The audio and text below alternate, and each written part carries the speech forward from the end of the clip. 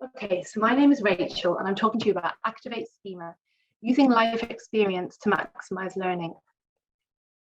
I thought I'd do the traditional introduction, which is kind of like a warmer, give you a little bit of theory, give you some classroom activities, and then say goodbye, thank you very much. Then I realized the more I thought about this, you guys already know what you're doing. You already do this.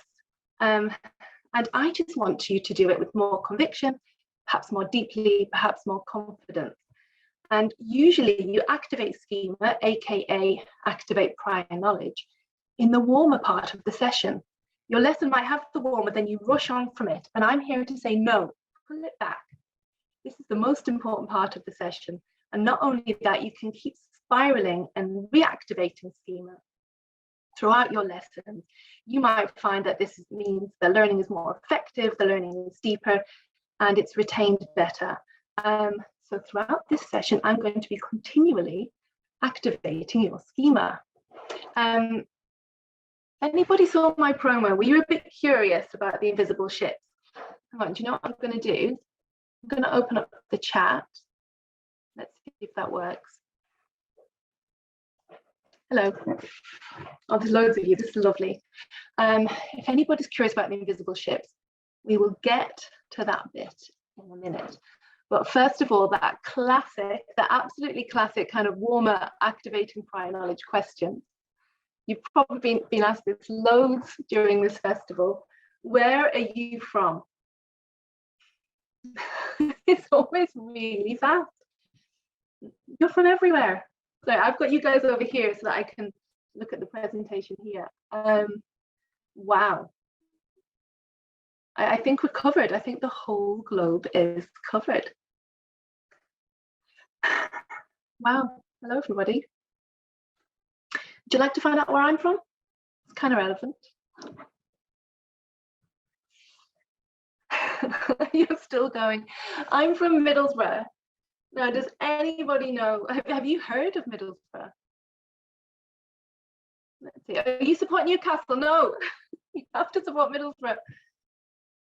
Okay. So one person's heard of it, but they support Newcastle. I'll forgive you. I'm from Middlesbrough, which you can see on this map. And it is in the northeast of England. I'm actually in Dublin right now, but I'm from Middlesbrough, I'm from England.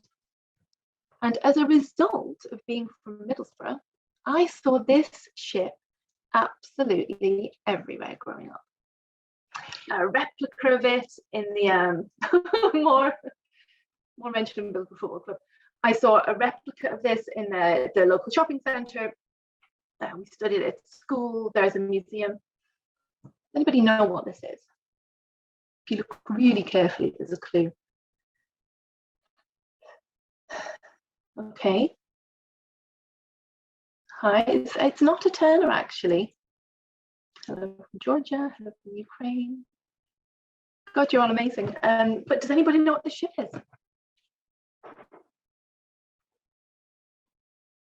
I've got to start timing myself, so I'm going to go way over. Vikings, no. The Mayflower, no. I will put you out of your misery. It's the Endeavour. Just feel like I should wave to you all. It's the Endeavour, which was Captain James Cook's ship on which he sailed when he found, not discovered, people already knew it was there, but found Australia.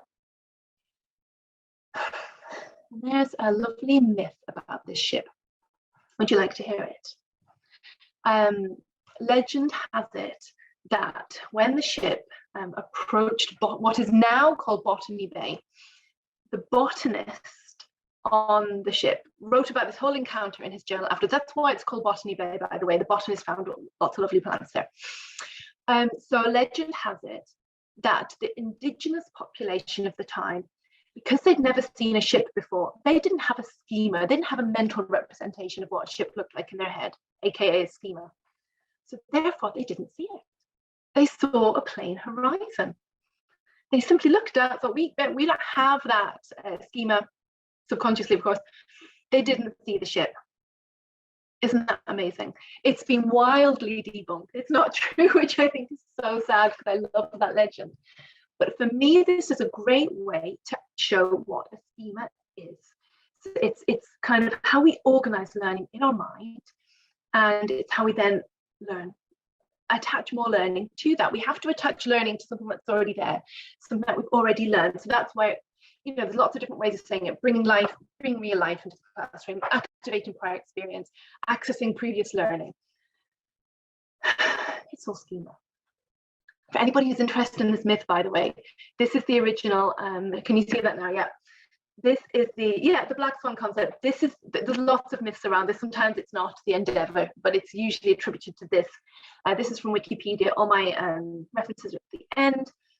I won't go over this, but when you read this, it just seems to me that the women were just busy collecting firewood and looking after the kids. They just didn't care about the ship. When I'm doing school run with my 3 kids and getting them ready in a rush, a ship could pull up to me and I wouldn't see it. But that's by the by. Okay. I just like that story because it's a lovely way to activate my schema about me being from Middlesbrough, activate yours, but also,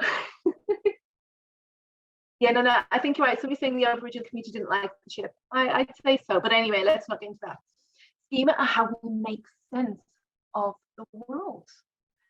So I think that little anecdote shows that they couldn't make sense of the ship, so therefore they didn't see it. But we know that's not really true, but it still holds that schema are how we make sense of the world.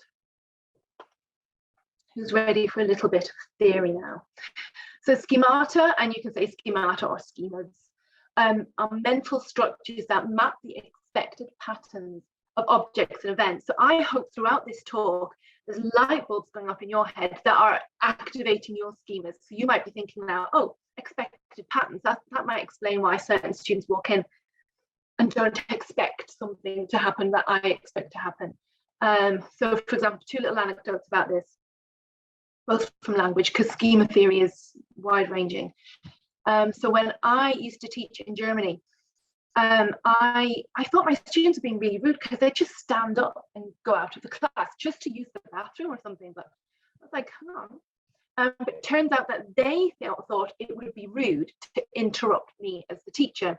Whereas in my cultural background in the schema, you just give a little nod, something like that. So both 100% absolutely right, both trying to be polite, but both working from different cultural schemas.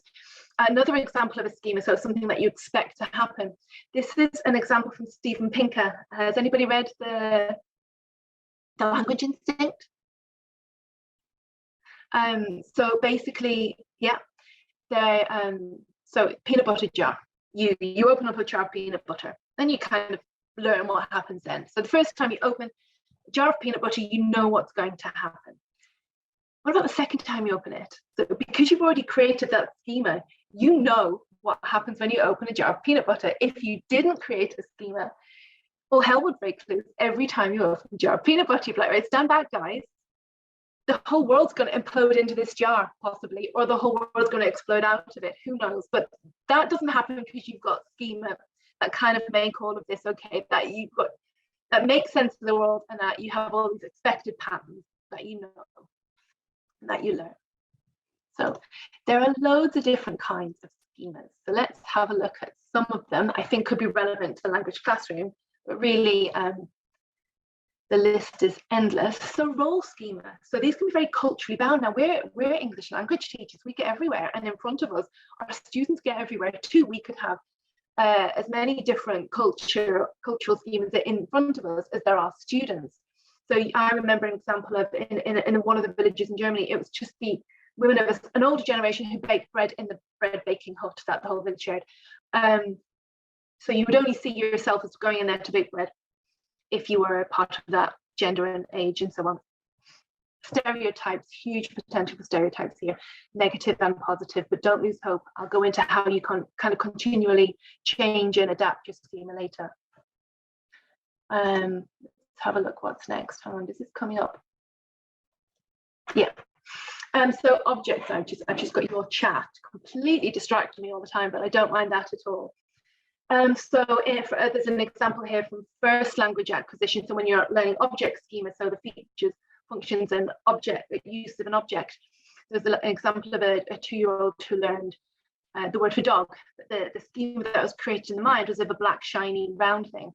So that the next week, this little guy is having a salad with the parents and say, oh, dog, pointing to the salad. It's because there's little black olives in there. So that had activated that schema in this little boy's mind. I love that story because I see this happening all the time with my kids as well. Oh, where am I? Sorry, I tend to get very overexcited when I talk about things I like. Self schema. How do you see yourself? What do you want to be when you grow up, and how do you see that? I think I've more or less figured out what I want to do when I grow up now, and I think it's this. But do you see yourself in the future as a doctor? Do you see yourself in the future as having mastered some music instrument? Person schema. So do you expect all doctors to be serious and male? And there's a great story about, kind of a story that elicits the fact that you expect a doctor to be male. All my friends are hippies, all my friends are sporty. Or if I meet somebody who's really into music, rock music, I know I'm going to like them because all my friends are like that. So these aren't my friends, by the way, but it's just in general how you expect people to see.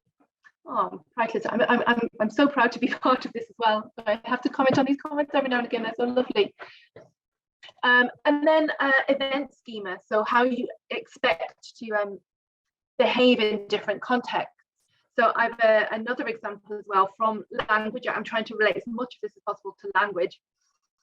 So when I lived in Austria, sorry, I would have worked in a university. I'd have gone into meetings and be very respectful of the specific hierarchical culture there at the time. And so I'm doing all of that. And then I came home to Middlesbrough and I made an appointment with a professor at Teesside University to create some kind of link. And I couldn't say you to the professor. I couldn't. I just couldn't do it. Because in German, of course, I'd have been using the polite Sie form. And I did everything I could to avoid directly addressing this professor because it just felt wrong, because the schema, the event and cultural schema that I was, and person schema that I was activating at the time was completely incongruent with what I was able to do in, I suppose, in informal Middlesbrough. Does that make sense? So schema theory isn't bound to even education, never mind language education. It's a broad and long and wide history and lots of different applications. So again, I'm just going to highlight some of the big names, some of the big areas. Then you can go crazy on Google after this. If you Google Piaget and schema, broad wealth of information on there. So this is what I wanted to say earlier. If you feel a bit disheartened by schema, like, well, this might just mean we're all kind of bound by creating stereotypes and then holding them forever. He believed you're constantly adapting to the environment, taking in new information and learning new things. There's lots of different terminologies that deal with these processes, kind of adapting and accommodating. So go crazy and look that up. It's fascinating. Krashen. So this idea, I love Krashen. I always refer to Krashen in language pedagogy. So if you've all heard of Krashen and his input hypotheses, so with I being kind of into language and then +1 being the next stage, and you guys are so privileged to see students going through this process in your classroom. So anyway, I often think of kind of I being the existing schema and the +1 being like what you have to attach to that so that they learn whatever it is you're teaching them. This is fascinating. So Bartlett was a professor from Cambridge University in the 30s. He did this memory call experiment where he told his subjects a Native American folktale called War of the Ghosts, and then various points in time after asked them to repeat it. And what happened is each participant repeated it, having added elements of their own schema. So, for example, they didn't have the schema for canoes, so when they retold the story, they retold it as boats. Again, fascinating, go crazy with Google after all of this. And then Vygotsky as well. So I think obvious links with Vygotsky and Krashen. This is that's that purple blob. Oversimplified, I know this. If there are any fans of Vygotsky here, sorry if this is insult, but the purple blob is that what the students can do unaided, what they can do already, and then the zone of proximal development, that lovely yellow ring around it, is what they can do with a little bit of help if you were activating their prior knowledge. Okay, so I'm going to activate your prior knowledge now. You ready? So schemata and language learning, bring it right back. Did any of you ever try and practice another language by having a pen pal? Oh, Stephen Crashen is my man. He's awesome. Yeah, humble. Yay. Loads of pen pal fans here. And are you all pre-digital age like I am? Yes, a long time ago. No, that's fab. You have these little friendship books. So you filled in your details, sent it to your pen pal. They filled in theirs. Then they sent it to their pen pal. So then you got the friendship book back and you could create more pen pals. I just want to make sure I don't go over time actually. So what time should I be finishing this? Okay. Okay, so I did. Like I said, I'm the English speaker, so I had loads of people from all around Europe. It was such a privilege, and I had all these pen pals. They would practice English with me, so it was great. So my first pen pal was from when I was 13. That was over 3 decades ago, guys, and we're still friends. So for 3 decades, she's called Katrina, and she's from Norway. So we're still so close to this day. She wrote to me just now, actually. And so I thought, okay, after 30 years of her learning, practicing English with me, I'm going to learn Norwegian. So I went on Duolingo. In fact, I'm on Duolingo every day, especially if you're linguistic ski. What a drain of your time. And let me just see how that's not come up. So if I press it here, yeah. So language teachers are the worst possible people to learn a language. Don't spoil this if you know the answer to this by the way already. Don't spoil it. Okay, so I'm learning Norwegian and I'm constantly looking for how to subconsciously and unconsciously activate my own schema about languages. So I learned the word kvinne, which means woman, and I'm like, okay, what? No, that doesn't make sense. That doesn't mean, that doesn't link. It doesn't sound like woman. I mean, come on, like husband, the word husband in English comes from Norwegian. I should be able to find links with the common words, like man, woman, wife, kids. So I was like, okay, kvinne, how can that mean woman? Oh no, somebody got it. Don't read the chat, don't read the chat. So my first steps to try and activate my schema is to look at other European languages that I speak. So we're a German English family. So Frau, no, not similar. Donna, I speak Italian too, not similar. And Mujer, not similar. So do what every good linguistic geek does. I go online, find a dictionary of etymology. And of course, somebody had guessed it. It means queen. It comes from the same Proto-Indo-European root word as queen. So either via semantic broadening or semantic narrowing. They both come from there. And so somebody said poor sound. So if other people can let me know they can hear me. So that makes sense. Now I'll never forget that word. I have something to attach it to. You don't have to go around attaching every single new vocabulary item to existing schema, even though that's what your brain's probably doing automatically. But that makes sense now. Can anybody hear me? I think most people can hear me good.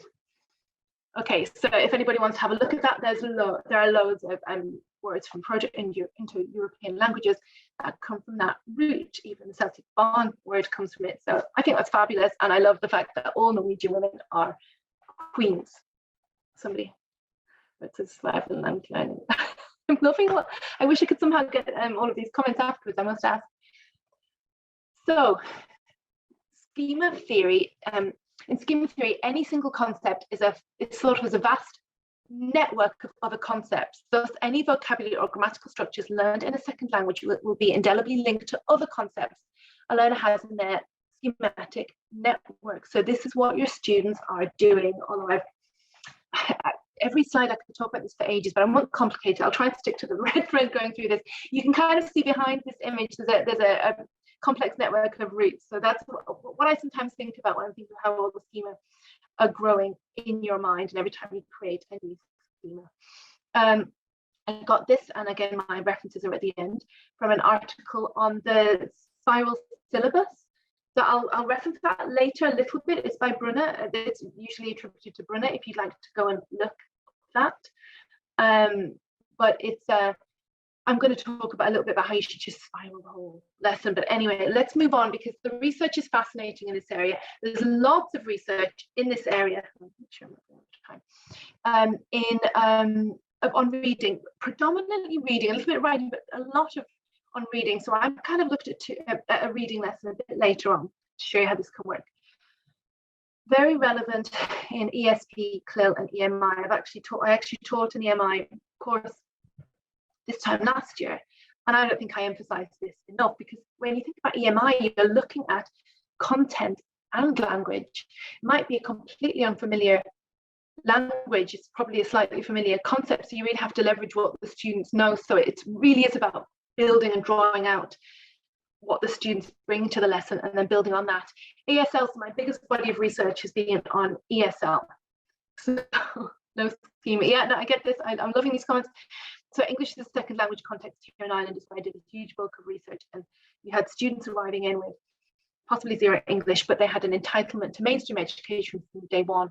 So it really was about working with what the students were bringing, if not everything, which is fall flat. Now, what else do I have up here? Okay, I have kind of syllabus design. So there's a good bit of research on syllabus design, as I mentioned before, the spiral syllabus, but I'm going to argue later on that you should be spiraling even in the lesson. Learner autonomy, you can see obvious links between linking this to your students' life and then them kind of being collaborative agents in building the lesson and promoting learner autonomy. And inclusivity. So I think, oh God, you're also fantastic to contribute to this, and it's been wonderful. But if you only take one thing from this, promise it's this: inclusivity. A conservative estimate is that you have 10% of students in your classroom with some kind of learning difference. And I think that's a very conservative estimate. So if you are teaching any group of people up to 10%, if not more, that's not even a difference you should be saying is different. It's part of your student body. And there's a lot of research to show that schema activation is very important when creating an inclusive classroom. So this is a very old study. I think this should be studied more, and it has been a little bit, but I think it should be even more. All groups benefited from experimenter activation with prior knowledge, but these benefits were most noteworthy for subjects with learning differences. So you're doing something good for your students if you are working, if you're doing this as much as possible. So what happens with schema in the classroom? And I think I have 10 more minutes. Well, what do we mean by kind of life experience? Because as you know, you can't always be prying into your students' personal lives. You know, the course books have to avoid parsnips. If you don't know what that means, maybe somebody could put that up. Your students might come from a broad range of different backgrounds, possibly sometimes uncomfortable backgrounds. So you have to know your students. You don't just barge in and say, I have to activate your previous experience. It's all about your schema, so give me everything, guys. It's about you knowing your students and picking what's possible. So, I mean, previous classroom learning, previous informal learning, cultural background, and around that, where are we? Linguistic background. It's not about knowing the ins and outs of all your students' languages, but even just sometimes an awareness that there's a difference can make the difference. Professional experience and everyday life. So again, you don't want students to feel uncomfortable in the classroom. Find out what area of the broad range of life experience you think is appropriate to bring into the classroom. And it can even be, well, I'll give you some examples later. I do go on a bit, but I'll give you some examples later. So back to life experience.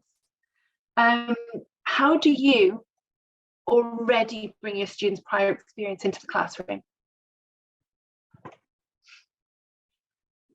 I'd love to hear from you guys now. I'm just imagining kind of 1,000 people madly typing away with their preferences of music and movies. See, this is great.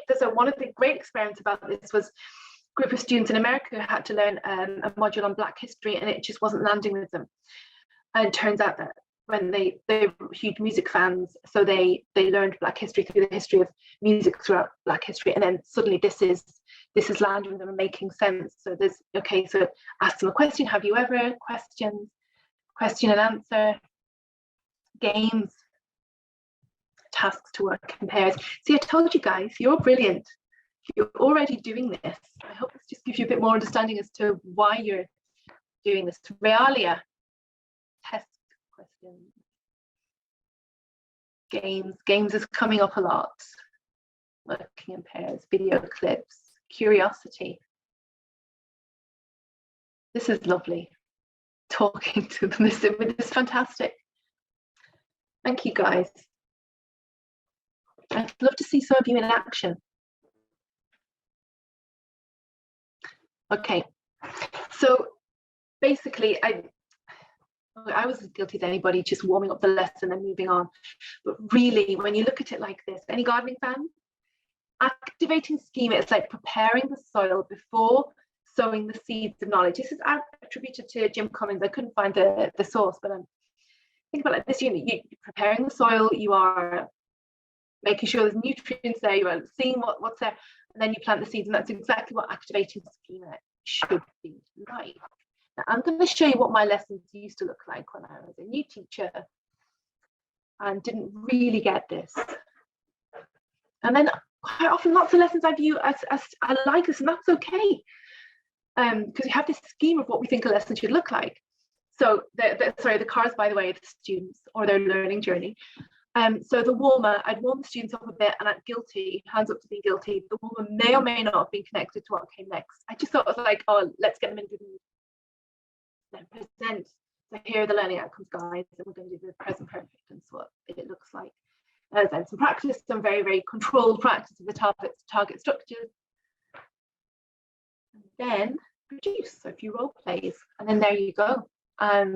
Now, if I did this with a course book, I thought I've completed this page of the course book, we can turn the next page, and I've done that, and the students got it, and they're going to retain it, and they've got it. I'm sure you're all going to, it doesn't work like that. So now my lessons are a bit more like this, or when I'm coaching teachers, I coach something a bit more like this. Okay, some really, really emotional views here.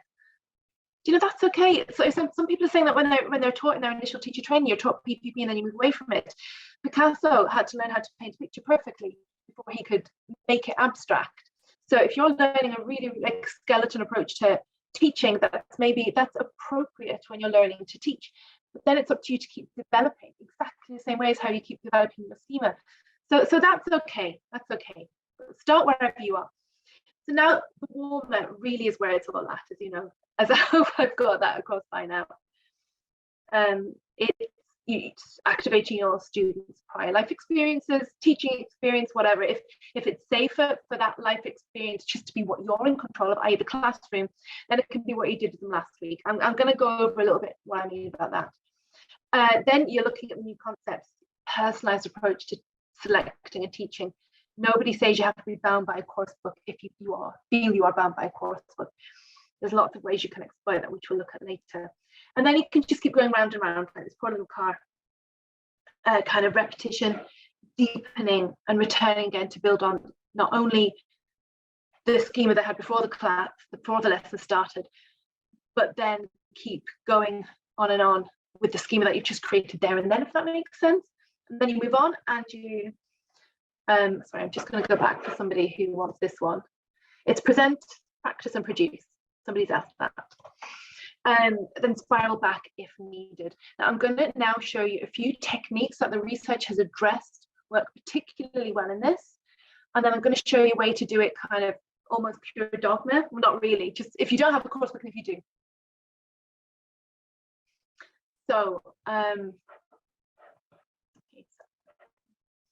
So pre-task, and you'll have seen this in the course book. So pre-reading questions, you might have invented them yourself. Doing a big brainstorm. So if you're going to do a lesson about a birthday party, do a big brainstorm about what you need to do to plan a birthday party. Illustrations, again, your students, they're good at storytelling and drama are fantastic for activating prior knowledge and activating schema. And the last three kind of are quite explicit ways of just questioning your students to draw it out. So direct links to real life, personalized questions, and kind of more open-ended prompts. See what they think. But then obviously I'm arguing not just to leave it there, but to do it in the middle of the class, in the middle of the task, after the task, as well. So by repetition, you learn kind of deeper and deeper every time. And how often have you done an exercise in a course book, for example, that's gone well, and then you think, oh, we'll move on now, go back to it, there's probably more you can do. This isn't about creating more work for you, by the way. So concept mapping, I like this one because I imagine schema in my head as concept map. And using headings, so give them a text, put the headings on there, then they have to put them back, or they have to create new headings. Retelling, just recreate the Bartlett experiments in your own classroom. And there's lots and lots more, but conscious of time, I'm trying to walk through the process, what I would do in 2 different classroom scenarios. So, so schema activation, let's say that you're not given anything other than the can-do statements from the CFR. So you might pick something like give brief comments on the views of others. So then you might dip into the core inventory and say, okay, I'm looking at leisure activities because that's something in which prior knowledge and prior experience can flourish, but not necessarily. You know, if you're bound by slightly more boring topics, that's okay too. Functions are expressing opinions, and the language from the core inventory are kind of maybe using comparatives. And then look at creating an activity type that you think would light up your students' schemata. So a survey of leisure activities, for example, a mini presentation on the results of that survey, meeting to develop an activity schedule. I've chosen this because some people say that you don't want to be too personal with your students. It might make them uncomfortable. So I thought about my classroom, and we always have an activity schedule for the week in reception. So all the students come in and see that. So if you've been there a few weeks, you might come in, go look at it. Oh, great, look at the cows again. So bring that activity schedule into the class and say, guys, do a survey. What do you all want to do in the next activity schedule instead? Great way of bringing it into real life experience into the class without making anybody uncomfortable, exposing anything they don't want to expose. Maybe that you know, let the students take ownership of this. Maybe link it to their professional life if there's somebody who traditionally has to do a presentation or a survey.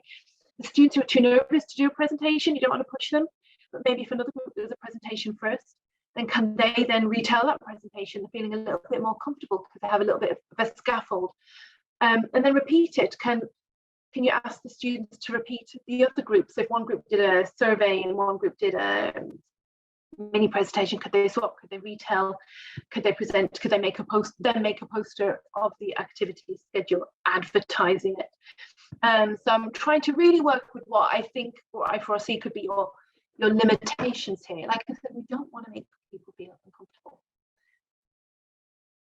Okay, so now some people say, okay, I'm bound to a course book, so I can't do this because we just have to do what the course book says.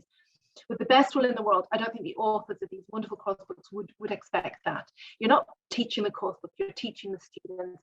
The course books are like a springboard. So I looked at, hang on, is this going to open? Language Hub. Now I could do a full lesson just on that. You're asking students who lives in this house, who wears those wellies? Do you wear wellies in your country? So like I would live in it rains a bit here, so we would have wellies for the kids outside the door usually. If you live somewhere where you live by the sea, it doesn't rain, but you need the wellies for the sea. So there's all these different things that you can bring to it. You can see what Macmillan have done here. So some of the pre-reading or pre-task questions, some key vocabulary. Who do you think lives in the house? But don't stop at those 3 questions. See if your students could make up some questions about the photo. The Stoics might be a little bit much for many A1 students, but you get the idea. I'm going to go a little bit more into course books now. I mean, this I could have done the presentation just on this and how to activate scheme with this. So it's a wonderful lady is turning 100 years young. So she talks a little bit about her family. There's pre-reading questions. It's activating a schema in terms of, you know, cake, party, maybe it's a restaurant. And she talks about her family. Can you draw a family tree from what the information she has there? It's a chance to get creative here because she doesn't mention the names of her kids' husbands. What are their names? What do they do? How do they meet? Could you then draw a similar family tree for your own family or an inventive family and then write a similar newspaper article about somebody interesting there? So there's so much that you can exploit. Whenever I give teacher training, I'm never about giving you more work. It's about working with what you've got, perhaps going deeper and being as effective as possible. Now, I've got still warmer, but I promise I'm about to finish. Okay, so in some kind of summary, schemata, how we organize everything that we learn. Activating existing schema and basing your lessons on students' prior experience is a foundation to what you're teaching and what they're learning. You can do this with textbooks and without.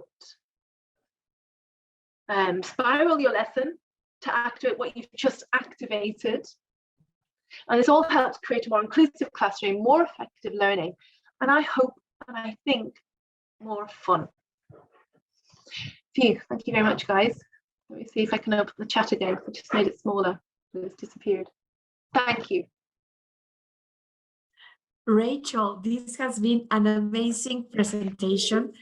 I really love the ideas, the little things that that you mentioned, that you said, for example, that it is not to give more work to the teachers, it's just to give it, to make it more meaningful, right? And the audience has also been sharing some ideas. For example, let me see that Jane Elliott was connecting that with the Arabic learning, and Nellie Alistair was connecting that with the Chinese learning. So they have been thinking about all the things that you have been saying. I know, and I was so distracted by the chat because it was brilliant. Yes. Yeah, I know it's hard to pay attention and to take a look at all the things that this great audience has been sharing. Rachel, would you like to add something?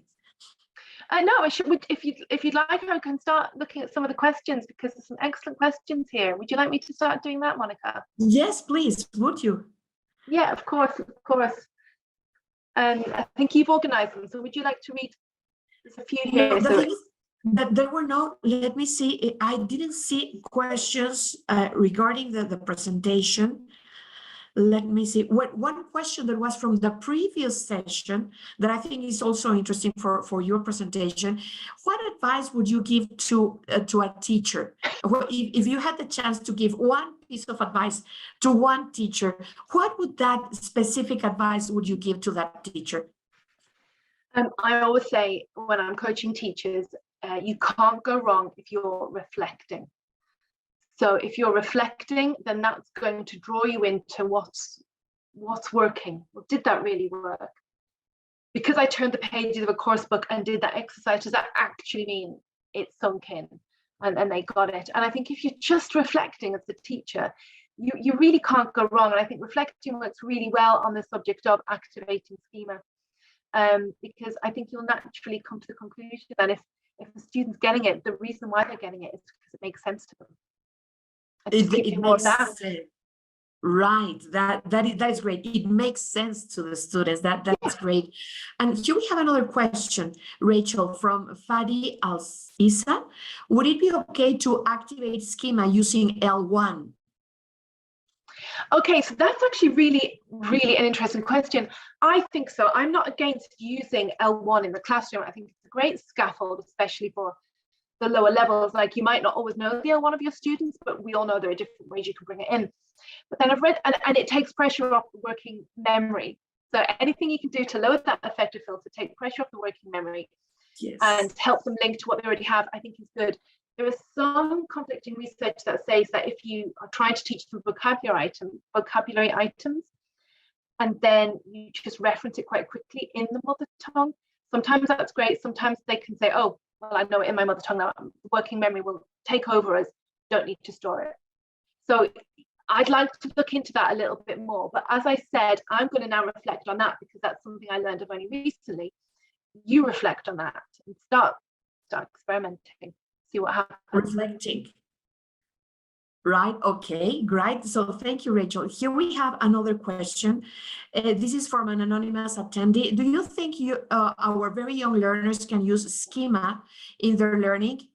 Can you give us one example? 100%. So I would have started this kind of research in the ESL classroom with very young, very vulnerable learners.